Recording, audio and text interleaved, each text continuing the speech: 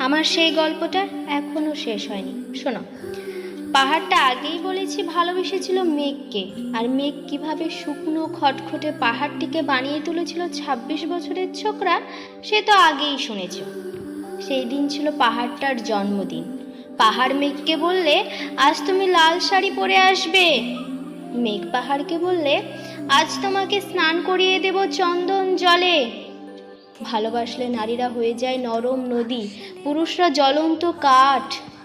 এইভাবেই মেঘ ছিল পাহাড়ের আলিঙ্গনের আগুনে, পাহাড় ছিল মেঘের ঢেউ জলে। হঠাৎ আকাশ জুড়ে বেজে উঠল ঝড়ের জগঝম্প।